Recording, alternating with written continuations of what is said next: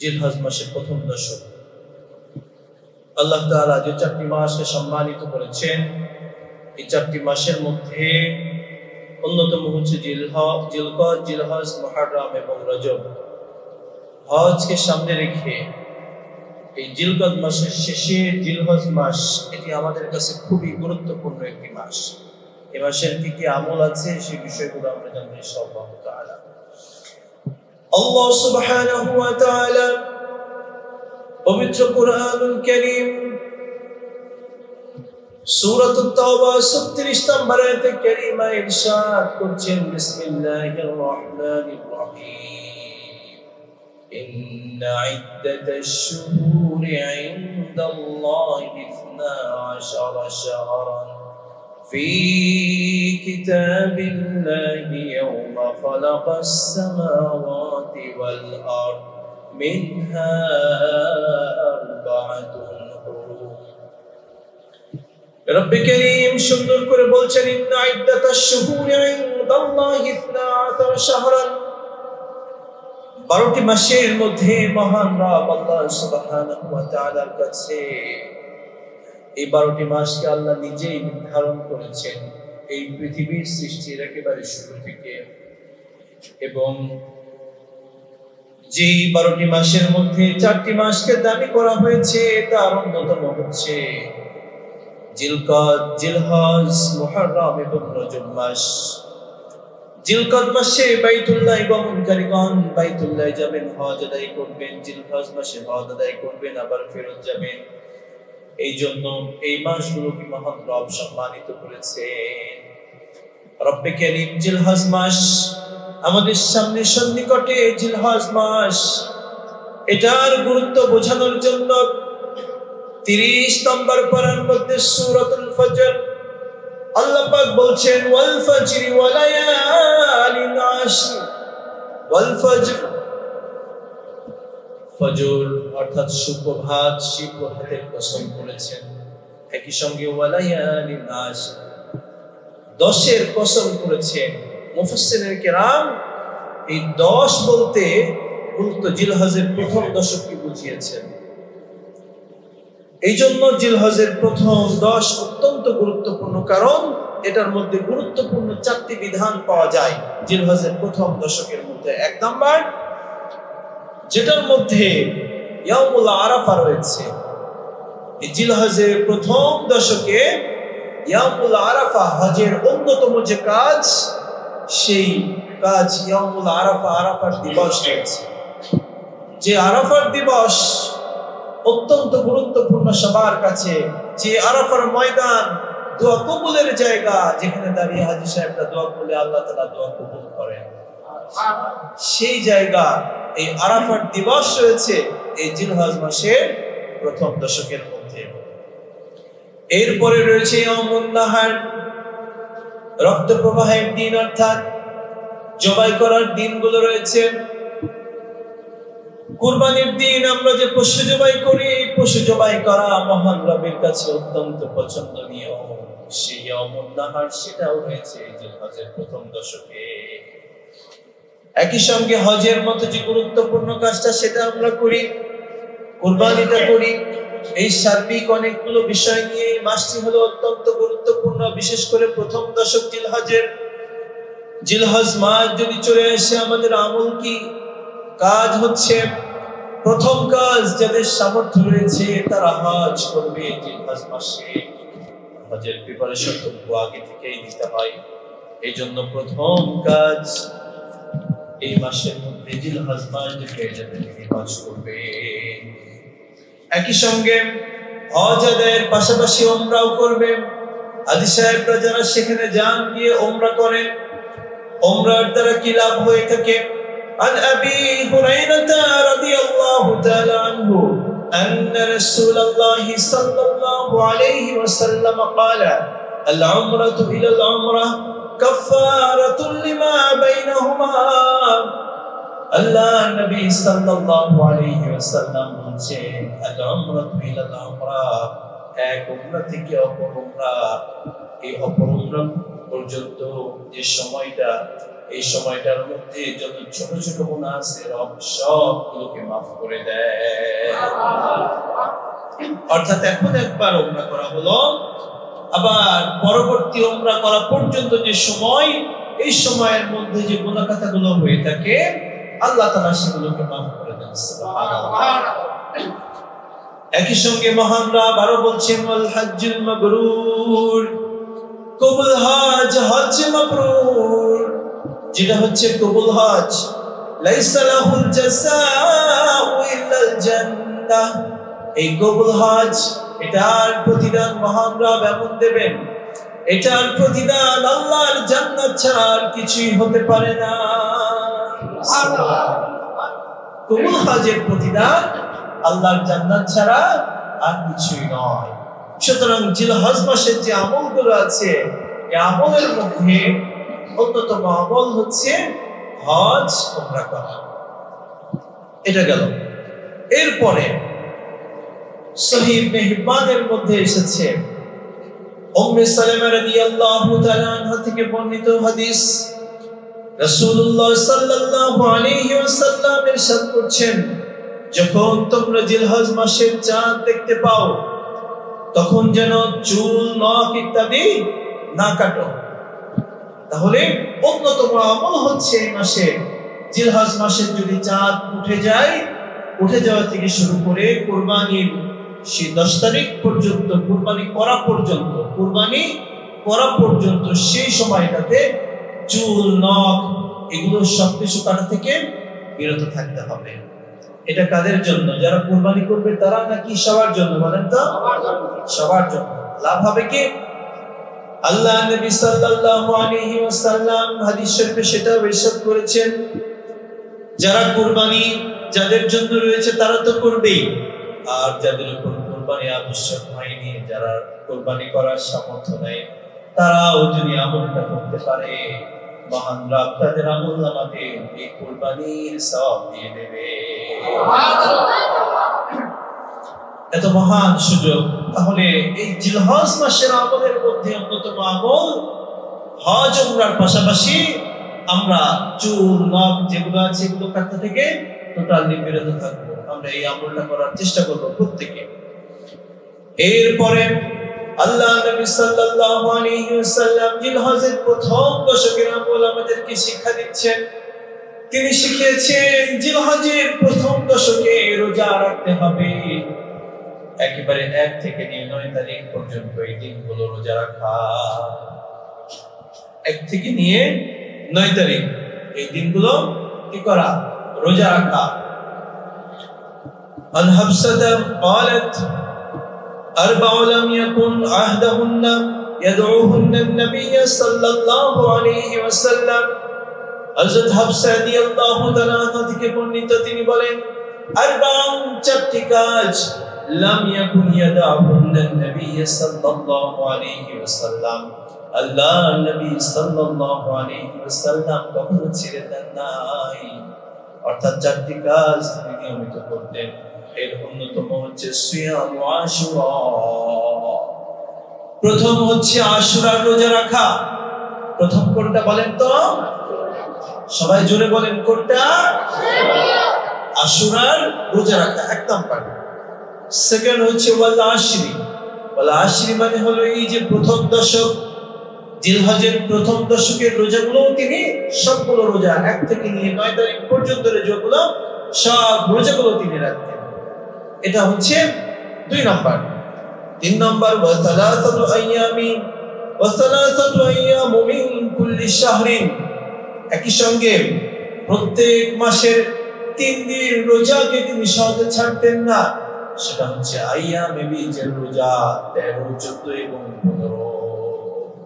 এই আইয়ামে বীজের রোজা এটাকে আল্লাহ নবী সাল্লাল্লাহু আলাইহি ওয়াসাল্লাম সহজে কি করতেন না? ছেড়ে দিতেন না। এরপরে 4 নম্বর, রাকাতাইনি ক্বাবলাল গরা। আল্লাহ নবী সাল্লাল্লাহু আলাইহি ওয়াসাল্লাম এই বিষয়গুলোর উপর 2 রাকাত নামাজ পড়তেন। ক্বাবলাল গরা, নাসাই শরীফের 2236 নম্বর একটা হাদিস। তাহলে এই আমলগুলো রোজার ব্যাপারগুলো আমাদের অন্যতম রাখা। এখানে একটা গুরুত্বপূর্ণ আমল থেকে যায়, সেটা হচ্ছে আমরা তো 1 থেকে 9 তারিখ পর্যন্ত রোজাগুলো রাখি। কুরবানির দিন আমরা জানি সে আমলের মধ্যে কুরবানির দিন আমরা কখন নাস্তা করা সুন্নাত বলেন তো? কুরবানির পরে সেই পশুর গোশত দিয়ে কি করা, নাস্তা করা, খাবার খাওয়াটা উত্তম সুন্নাত। আর রোজার ঈদে সকালবেলা খাবার খেয়ে বের হওয়াটা সুন্নাত। দুইটার মধ্যে পার্থক্য কি? যে সকালবেলা কুরবানির দিন যেটা নামাজের আগ পর্যন্ত যে সময়, কেউ কেউ বলেন, মতামতটা এটা খুব শক্তিশালী তা না, কেউ কেউ বলেন যে এটাতেও আল্লাহ তাআলা বান্দাকে একটা রোজার সওয়াব দিয়ে দেন। আল্লাহ তাআলা তিনি ভালো জানেন। সেদিন তো আমরা জানি কুরবানির দিনগুলোতে রোজা রাখা কি সম্পূর্ণরূপে হারাম। 5 দিন বিশেষ করে রোজা রাখা হারাম। এর মধ্যে এই কুরবানির 10, 11, 12, 13 আর একই সঙ্গে সেটা হচ্ছে ঈদুল ফিতরের দিন। এই 5 দিন রোজা রাখা টোটালি ভাবে কি হারাম। তবে আল্লাহ তাআলা তিনি চাইলে বান্দাকে ওই দিন ওই সকালটুকু সময়টার জন্য, অপেক্ষার জন্য হয়তো আমলনামা দিয়ে সওয়াবটা দিয়ে দিতে পারেন। এরপরে আসে 10 নম্বর, এরপরে যেটা এই প্রথম দশকের, জিলহজের প্রথম দশকের আমল, সেটার মধ্যে অন্যতম হচ্ছে আরাফার দিবসে রোজা রাখা। আল্লাহর নবী সাল্লাল্লাহু আলাইহি ওয়াসাল্লামের প্রখ্যাত হাদিস, বিশ্বনবী মুহাম্মদ সাল্লাল্লাহু আলাইহি ওয়াসাল্লাম ইরশাদ করেছেন, যে হাদিসটি মুসলিম শরীফ 1163 নম্বর হাদিসে কোট করা হয়েছে। আল্লাহর নবী সাল্লাল্লাহু আলাইহি ওয়াসাল্লাম ইরশাদ করেছেন, সিয়ামু ইয়াউমি আরাফাতা আহতাসিবু আলাল্লাহি আন ইউকাফিরা আস-সানাতা আল্লাতী ক্বাবলাহু ওয়াস-সানাতা আল্লাতী বা'দাহু। বিশ্বনবী সাল্লাল্লাহু আলাইহি ওয়াসাল্লাম ইরশাদ করেছেন, সিয়ামু ইয়াউমি আরাফাতা, আরাফার দিবসে রোজা, আহতাসিবু আলাল্লাহ, আমি আশা করছি মহান রব এই রোজার বদলতে আমাদের পূর্বের জীবনের 1 বছর এবং সামনের 1 বছরের ছোট ছোট গুনাহগুলোকে মাফ করে দেবেন। সুবহানাল্লাহ। একটু জোরে বলেন না সুবহানাল্লাহ। চিন্তা করতে পারছেন, আগের 1 বছর, পরের 1 বছর। as-sanata allati qablahu was-sanata allati ba'dahu, পূর্বের এবং পরের 1 বছর 1 বছর যে ছোট ছোট গুনাহগুলো হয় সেই গুনাহগুলো মাফ করে দেন। আমরা জানি বড় বড় যে গুনাহ, যেটাকে কবিরা গুনাহ বলা হয়, এই কবিরা গুনাহগুলো তাওবা ছাড়া আল্লাহ তাআলা কখনো কি করেন না, মাফ করেন না। আর ছোট ছোট গুনাহগুলো অনেক সময় আল্লাহ তাআলা বিভিন্ন আমলের মাধ্যমে মাফ করে দেন যদি ছোট ছোট গুনাহ হয়ে থাকে। আল্লাহ সুবহানাহু ওয়া তাআলা এমনি ভাবে বলছেন, ইন্নাল হাসানাতি ইউযহিবনাস সাইয়্যাত, যে ব্যক্তি ভালো কাজ করে, এই ভালো আমল বেশি করার কারণে এই ভালো আমলের বদলতে আল্লাহ তাআলা তার যে ছোট ছোট সগীরা গুনাহগুলো আছে সেগুলোকে মাফ করে দেন। সুবহানাল্লাহ। এগুলো ভালো কাজও মানুষের ছোট গুনার কাফারা হয়ে যায়। সুবহানাল্লাহ। এইজন্য স্বাভাবিক ভালো কাজ করব, এই ভালো কাজগুলো কি হবে, কাফারা শুরু হয়ে যাবে আমাদের জন্য। এইজন্য ছোট ছোট গুনাহ আল্লাহ তাআলা বিভিন্ন আমলের মাধ্যমে মাফ করেন। যেমন আল্লাহ নবী সাল্লাল্লাহু আলাইহি ওয়াসাল্লাম আরো বলেছেন, যে ব্যক্তি সুন্দর করে নিজের বাড়ি থেকে ওযু করে মসজিদে আসে, এসে জামাতে নামাজ আদায় করে, এই জামাতে নামাজ আদায় করার দ্বারা তার সমস্ত গুনাহগুলো, অর্থাৎ 1 নামাজ থেকে অপর নামাজ পর্যন্ত যে গুনাহগুলো হয় সেই গুনাহগুলোকে মহান রব মাফ করে দেন। সুবহানাল্লাহ। আল্লাহ নবী সাল্লাল্লাহু আলাইহি ওয়াসাল্লাম হাদিস সুন্দরভাবে উপস্থাপন করে যুক্তি দিয়ে খুবই সুন্দরভাবে বুঝিয়েছেন, যদি তোমাদের কারো বাড়ির সামনে একটা নহর থাকে, অর্থাৎ নহর বলতে এখানে নদী কিংবা পুকুর একটা থাকে, একটা জলাশয় আছে বড়, যে নহর দিয়ে পার করে তোমাকে মসজিদে যেতে হবে, তুমি পুরো দৈনিক 5 বার সেই নহরকে সাঁতরিয়ে, অর্থাৎ নহর পার করে মসজিদে গিয়ে নামাজ আদায় করছো, 5 বার যাওয়ার কারণে তোমার শরীরের মধ্যে কোনো যেভাবে নোংরা আবর্জনা থাকে না, ঠিক তেমনি ভাবে 5 বার নামাজ আদায় কারণে এই 5 বার যে আমরা ওযু করি, এই ওযুর কারণে আমাদের গুনাহগুলো ওযুর পানির সঙ্গে ধুয়ে মুছে যায়। সুবহানাল্লাহ। 5 বার যে ওযু করছি, ওযুর ফজিলত পাওয়ার এত বেশি যে আমাদের ছোট ছোট যে গুনাহগুলো আছে ওযুর পানির সঙ্গে কি হয়ে যায়? বের হয়ে যায়। এইজন্য ওযুর পানি খেয়াল করবেন, আমরা ওযুর পানি সরাসরি টয়লেটের মধ্যে না ফেলা, একটা হচ্ছে কমোডের মধ্যে না ফেলা, এটা না ফেলা ওযুর পানি স্বাভাবিক বের হয়ে যাবে। এই পানিগুলোকে অন্য কাজে ব্যবহার না করা, এটা। ইমাম আবু হানিফা রাহমাতুল্লাহ আলাইহি, তিনি তো অনেক বড় বুজুর্গ ব্যক্তি ছিলেন, আল্লাহওয়ালা ব্যক্তি ছিলেন, আল্লাহ তাআলা তার মান মর্যাদা বহু উঁচু রেখেছিলেন। তিনি দেখতে পেতেন যে এই ওযুর পানির সঙ্গে যেন আমাদের গুনাহগুলো কি আস্তে আস্তে ঝরে যাচ্ছে, আল্লাহ তাআলা মাফ করে দিচ্ছেন। সুবহানাল্লাহ। এরকম ভাবে একটা আমল যে ওযুর পানির দ্বারা আমাদের কি হয়, এক নামাজ থেকে আরেক নামাজ পড়লে আমাদের গুনাহ মাফ হয়। আবার এই যে বললাম, এর আগে একটু হাদিস আপনাদেরকে শোনালাম, এক উমরা থেকে অপর উমরা পর্যন্ত যে গুনাহগুলো হয়, এই সময়ের গুনাহগুলোকেও মহান রব মাফ করে দেন। সুবহানাল্লাহ।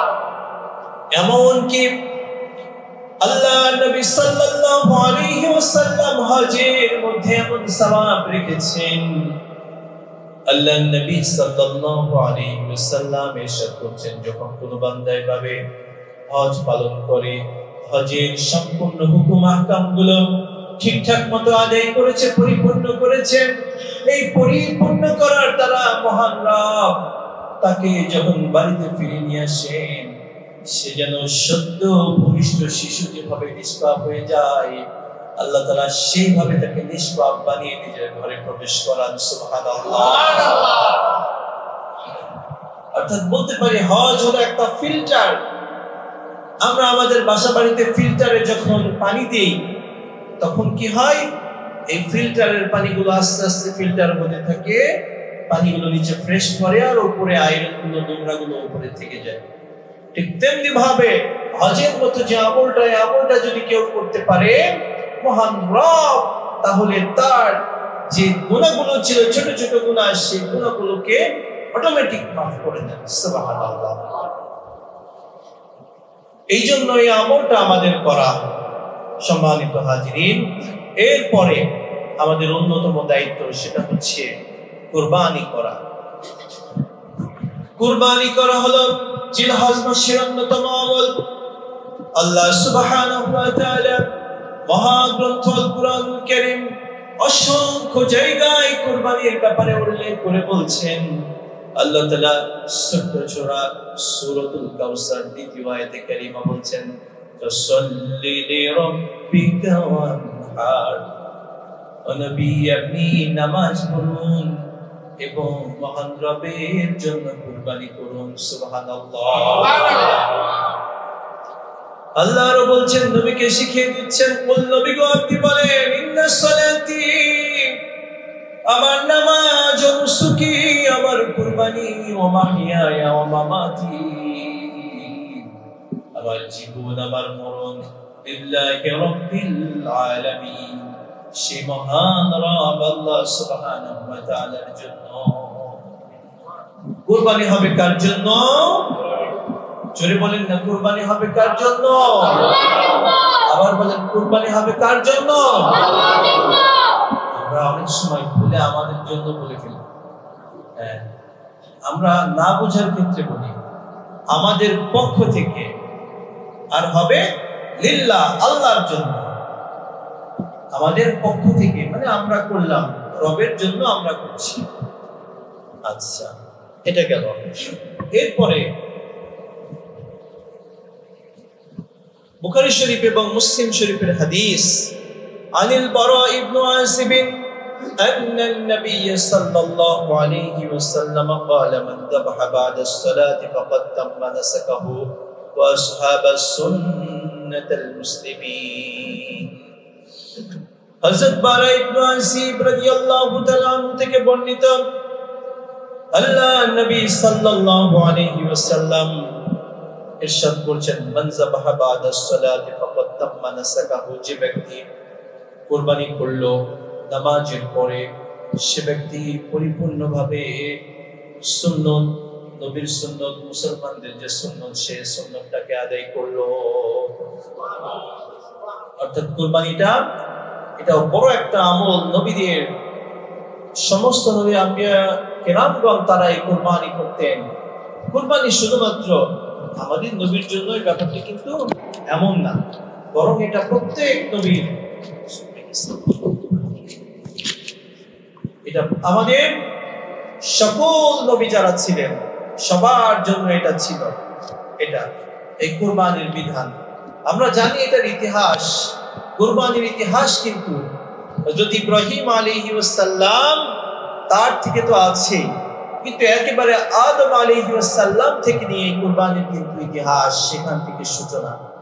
আদম আলাইহিস সালামের সন্তান হাবিল কাবিল তাদের মাধ্যমে বিভিন্ন মাধ্যমে কিন্তু এটা এসেছে। আমরা জানি সবশেষ এই কুরবানির যে বিধানটা সবথেকে গুরুত্বপূর্ণ যে বিষয়টি আমাদের বারবার মনে নাড়া দেয়, ইব্রাহিম আলাইহিস সালাম তাকে আল্লাহ তাআলা যে পরীক্ষা করেছিলেন এটা ছিল কুরবানি দিয়ে বড় একটা পরীক্ষা করেছিলেন। আল্লাহ সুবহানাহু ওয়া তাআলা ইব্রাহিম আলাইহিস সালামকে পরীক্ষা করলেন। সারাটা জীবন তাকে পরীক্ষার মধ্যে পার করতে হয়েছে ইব্রাহিম আলাইহিস সালামকে। ইব্রাহিম আলাইহিস সালাম তিনি এই পরীক্ষা দিয়ে আল্লাহর কাছে প্রিয় হয়েছেন, তার সম্মান মান মর্যাদা বহুগুণে বেড়ে গিয়েছে। একজন মানুষ পরীক্ষা দিলে তার দুইটা লাভ, তার মান সম্মান কি বেড়ে যায়, নতুবা মান সম্মান কি নষ্ট হয়ে যায় সবার সামনে। যদি পরীক্ষায় সাকসেস হয়, ভালো করে, সবার মাঝে সে হিরো হয়ে যায়, সবার মাঝে সে অনেক দামি হয়ে যায়। দেখেন না, ইউনিভার্সিটির যে ভর্তি পরীক্ষা অ্যাডমিশন টেস্ট, সে যখন ঢাকা ইউনিভার্সিটিতে অমুক ইউনিটে প্রথম হয় তখন টোটাল দেশে সবার কাছে সে পরিচিত মুখ হয়ে যায় না? এই পরীক্ষার মাধ্যমে সে সবার কাছে সম্মানের একটা পাত্র হয়ে গেল। কিন্তু যে ফেল করে, যে ভালো করে না, তার মর্যাদা কি হয়? কমে যায়। এই জন্য পরীক্ষার মাধ্যমে বান্দার হয়তো মর্যাদা বাড়বে, নয়তো কমবে। আর ঈমানদারদের মর্যাদাকে আল্লাহ তাআলা এই পরীক্ষার মাধ্যমে বাড়ায় দেন। সুবহানাল্লাহ। কারণ ঈমানদাররা ধৈর্যের সাথে পরীক্ষা দেয়। যে ধৈর্য হযরত ইব্রাহিম আলাইহিস সালাম তিনি ধৈর্য ধারণ করেছিলেন, আল্লাহ তাআলা এই ধৈর্যের মাধ্যমে তার মর্যাদাকে বহুগুণে বাড়িয়ে দিয়েছেন। সুবহানাল্লাহ। হযরত ইব্রাহিম আলাইহিস সালাম তার জীবনটা আল্লাহ সুবহানাহু ওয়া তাআলা বহুবিধ পরীক্ষার মাধ্যমে কাটিয়েছিল। এই পরীক্ষার মাধ্যমে তার মর্যাদাকে বাড়িয়ে দিয়েছিলেন। ইব্রাহিম আলাইহিস সালাম তিনি কিন্তু এভাবে আল্লাহকে চিনেছেন, একা একা আল্লাহকে চিনেছেন। কোন নবীর মাধ্যমে ওই দাওয়াত কিন্তু তার কাছে সরাসরি আসেনি। আমরা তো সুন্দর একটা ইসলামিক পরিবেশ পেয়েছি, বাপ দাদা সবাই মুসলমান, এই সূত্র ধরে আমরা ইসলাম গ্রহণ করেছি। কিন্তু তিনি একা একা আল্লাহর পরিচয় পেয়েছেন, একা একা রবের পরিচয় পেয়েছেন, খুঁজে খুঁজে বের করেছেন রব কে হতে পারে, কে হতে পারে, কে হতে পারে। ইব্রাহিম আলাইহিস সালাম এইভাবে আল্লাহ সুবহানাহু ওয়া তাআলা তার এই কথাগুলো কিভাবে রবকে চিনলেন সেই কথাগুলো সুন্দরভাবে উপস্থাপন করেছেন কোরআনে। তার পিতার নাম ছিল আজর, তার পরিবেশ, তার সমাজ সবাই ছিল সে সময়ের মধ্যে পৌত্তলিকতায় লিপ্ত। ইসলামের নাম গন্ধ সে সময় কিন্তু ছিল না। ইব্রাহিম আলাইহিস সালাম তার অবস্থান নিয়ে আল্লাহ পাক বলছেন, ওয়া ইয ক্বালা ইব্রাহিমু লিআবিহি আযারা আতাত্তাখিযু আসনামান আলিহা ইন্নী আরাকা ওয়া কওমাকা ফী দালালিন মুবিন। ইব্রাহিম আলাইহিস সালাম সেই কথা বলছেন, স্মরণ করো সেই সময়ের কথা যখন তিনি তার পিতাকে বলেছিলেন, আতাত্তাখিযু আসনামান আলিহা, ও ও আমার বাবা, আপনি কি মূর্তিকে নিজের হাত দিয়ে যেটাকে বানান সেই মূর্তিকে রব হিসেবে, ইলাহ হিসেবে গ্রহণ করছেন? ইন্নী আরাকা ওয়া কওমাকা ফি দালালিম মুবিন। আমি দেখতে পাচ্ছি আপনি এবং আপনার সম্প্রদায়, আমার এই গোষ্ঠী সবাই একটা গোমরার মধ্যে আছে।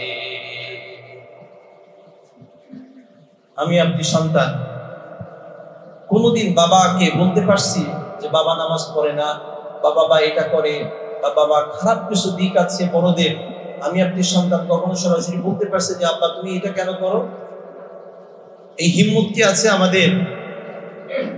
জোরে বলেন তো, এই হিম্মত আছে আমাদের? এই হিম্মত কিন্তু না, আমরা কিন্তু বলতে পারি না। বাবার খারাপটাকেও আমরা কি করি? সাপোর্ট করি। অনেক পরিবারে সন্তানেরা খারাপ কেন হয়? বাবার দেখে দেখে। বাবা চাই সন্তানকে অনেক কিছু বানাতে, সন্তান এটা হবে ওইটা হবে,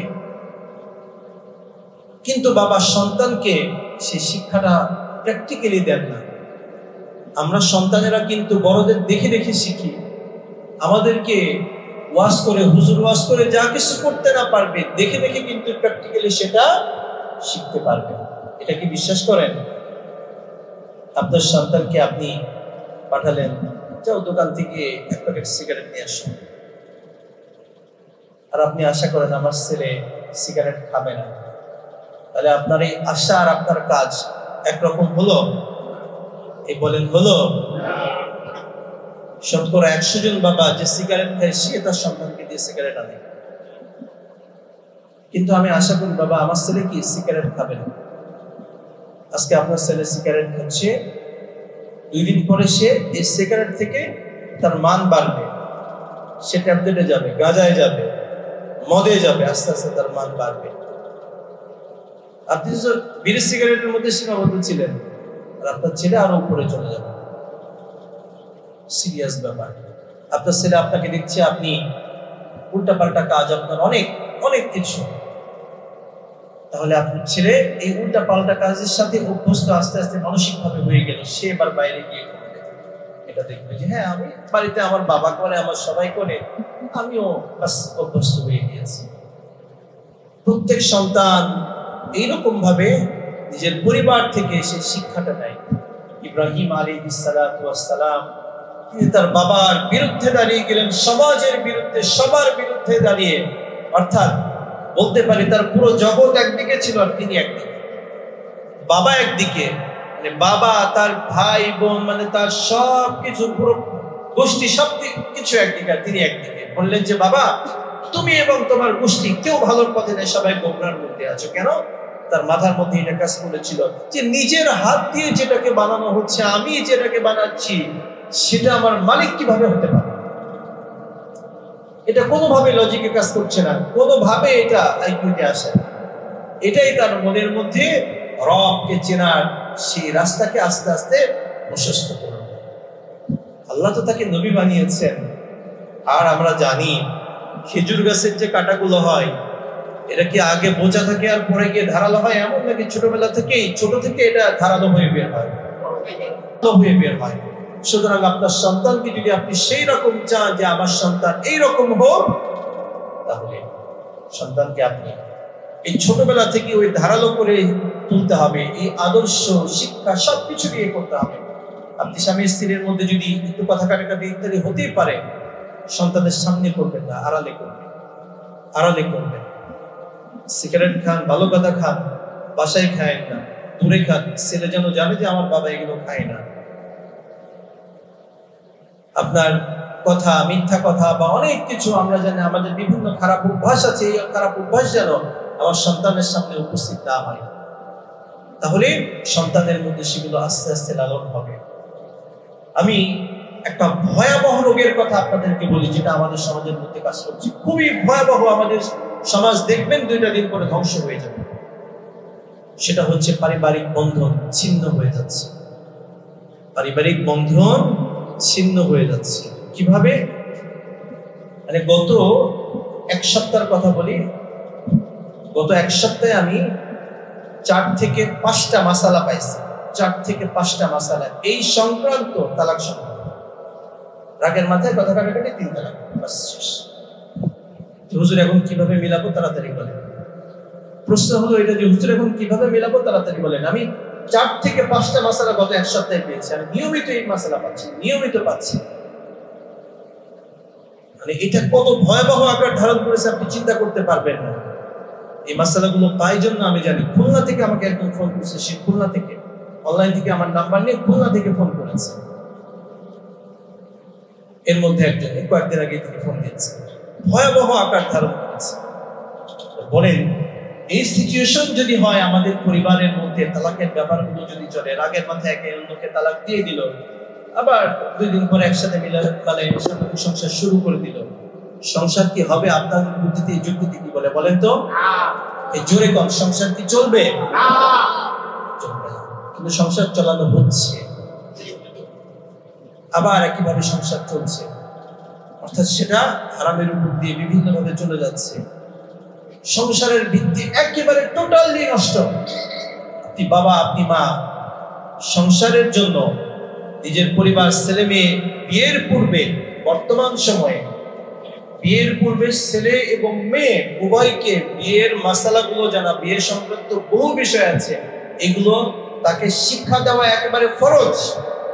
শিক্ষা দেওয়া কি ফরজ, একেবারে ফরজ। আপনি বাবা সেটা করেন না, ছেলেকে দিনই শিক্ষা দিতে চান না, একেবারে ফরজ এটা। তাছাড়া আপনি বিপদে পড়বেন, পরিবারে অশান্তি, এমন অশান্তি তৈরি হবে চিন্তা আনতে পারবেন না। পরিবারের মধ্যে আমাদের মা বোনদের সবচেয়ে বেশি এই জায়গাটা তৈরি করে, তাদেরও কিছু দোষ আছে। যারা ছেলেরা আছে, পুরুষরা, তাদেরও কিছু দোষ। 2 দিকের ঝামেলায় একটা পরিবার কিন্তু নিঃশেষ হয়ে যাচ্ছে, নষ্ট হয়ে যাচ্ছে। পরিবারটা হারামের উপর দিয়ে চলতেছে, অনেক মানে বলার মতো ভাষা না, সেটা নিয়ে চলছে। এখন করণীয় কি? আমরা পুরুষরা তো বিয়ের মাসালা এগুলো জানতে চাই না। বিয়ের তালাক, একটা পরিবার কিভাবে চলবে, স্বামীর প্রতি স্ত্রীর দায়িত্ব কি, স্ত্রীর প্রতি স্বামীর দায়িত্ব কি, পরিবারে কিভাবে মেনটেন করতে হবে, এগুলো বিষয় বলেন। আপনার ঘরে আপনার 20 বছরের সংসার কয়দিন আপনার ঘরে আলোচনা হয়েছে বলেন তো? বলেন যে 20 বছরের সংসার আপনার 20 বছরের মধ্যে কয়দিন এই বিষয়গুলো আপনার পরিবারে আলোচনা হয়েছে? আলোচনা হয়েছে? আলোচনা যদি না হয়, সে কিভাবে শিখবে, সে কিভাবে করবে, কিভাবে মানবে? এই জন্য এমন ভয়াবহ সমাজ আমরা বসবাস করছি, আপনি জানেন না। আপনি বাবা আপনার ছেলেকে ভাবছেন যে আমার ছেলে ভার্সিটিতে যাচ্ছে, আমার মেয়েটা ভার্সিটিতে যায়, কলেজে যায়, সবকিছু ঠিকঠাক, কিন্তু আপনার ছেলে মেয়ে তারা অবৈধভাবে বিয়ে পর্যন্ত করে ফেলেছে, সংসার পর্যন্ত বাইরে করছে, আপনাকে বুঝতেও দেয় না। এমনকি এমন পর্যায়ে দাঁড়িয়ে গিয়েছে, এই মাসালা পর্যন্ত আমি পেয়েছি, মেয়ের এখন পরিবার থেকে আগে তো বিয়ে টিয়ে করে ফেলছে, কিন্তু ফ্যামিলি টোটালি জানে না, ছেলের ফ্যামিলিও জানে না, মেয়ের ফ্যামিলিও জানে না। এখন মেয়ের ফ্যামিলিতে মেয়ের জন্য বিয়ে ঠিক করছে, খুব হাই সোসাইটি, ভালো একটা পরিবার থেকে। তখন কি করলো মেয়েটা? দেখলো যে না, যে ছেলের সাথে আমার এখন বর্তমানে রিলেশন, বিয়েটি হয়েছে, এর থেকে তো ওই ছেলের অবস্থা ভালো, বাস কোনো তালাক নাই, কিচ্ছু নাই। এইভাবেই সেই মেয়ে আবার গিয়ে বাবা ঠিক করেছে, তার সাথে বিয়ে হয়েছে। এমন মাসালা পর্যন্ত আমি পেয়েছি। এটা কি বিশ্বাস করেন আপনারা? এটা কি জানেন এগুলো হচ্ছে? মানে পারিবারিক অবক্ষয়ের কোন পর্যায়ে যে আমরা চলে গিয়েছি আপনি কল্পনাতেও আনতে পারবেন না। সেই কিছুদিন যাওয়ার পরে সেই মেয়ে এবার পড়ে গিয়েছে ঝামেলায়। আস্তে আস্তে তার আগের যে সম্পর্কগুলো, সেগুলোর সাথে হচ্ছে। এখন নানাপরণ ভাবে বিয়ের পরে বুঝতে পারছে যে হ্যাঁ, আমি এটা কি করলাম। এখন বুঝতে পারছে যে হুজুর, স্বামী তালাক, প্রথম বিয়েতে স্বামীর থেকে তালাক আলাদা সেপারেট না হয়ে দ্বিতীয় বিয়ে করলে সেটা জায়েজ হবে কিনা। বিষয়টা হাসির বিষয় না, চিন্তা করতে পারছেন? মানে পারিবারিক অবক্ষয়ের কোথায় গিয়ে আমরা দাঁড়িয়েছি। এই জন্য সবার কাছে অনুরোধ একটাই, আমাদের মা বোনদের বাসা বাড়িতে শেখানোর ব্যবস্থা করবেন, শেখানোর ব্যবস্থা করেন, তাদেরকে একটা তালিমের ব্যবস্থা করেন, তাদেরকে জানান। আমরা জুমাবারে অনেক কথা আলোচনা করি, আপনারা শোনেন, তারা কিন্তু শুনতে পারেন। তাদেরকে শেখান, শেখানোর ব্যবস্থা করেন। আমি ইনশাআল্লাহ উদ্যোগ নিয়েছি, আমাদের মাদ্রাসায় মাসিক একটা করে এরকম মা বোনদের শুধুমাত্র এ করবো, তাদের উদ্দেশ্যে কিছু আলোচনা করার ব্যবস্থা করবো, তাদের উদ্দেশ্যে তারা কিছু শিখুক। ইনশাআল্লাহ ঈদের পরে আমরা এটা চালু করবো, একটা দিন আলোচনার ব্যবস্থা করব, তাদের উদ্দেশ্যে 1 ঘন্টা কিছু আলোচনা করবো, যাতে তারা কিছু শিখুক, শিখতে হবে, তাদেরকে জানান। বিশেষ করে যারা আপনাদের সন্তানদেরকে, তরুণ যুবক বা যারা যুবক আছেন, যারা বিয়ে হয়েছে বা যারা বিয়ে হবে, এমনদেরকে তাদেরকে বেশি কাউন্সেলিং করা দরকার, তাদেরকে বেশি শিক্ষা দেওয়া দরকার। আপনি বাবা তাদেরকে হুজুরের সাথে মিলাই দেন না। আপনার ছেলে যদি হুজুরের সাথে মিলে তাহলে ভালোটা শিখবে, খারাপটা শিখবে না। হুজুরের সাথে মিলান, আমরা তাদেরকে ভালো পরামর্শ দেব, প্রত্যেক আলেম তাদেরকে ভালো পরামর্শ দিবে। বিয়ে শাদী বা বিভিন্ন ক্ষেত্রে এই সিচুয়েশন গুলো তৈরি হবে না। পারিবারিক অবক্ষয় ঠিক করতে হলে পরিবারকে জানাতে হবে। আপনার সন্তানকে ইসলামমুখী না করলে ভয়াবহ এক সমাজ অপেক্ষা করছে। আল্লাহ আমাদেরকে বোঝার তৌফিক দিন, আমিন।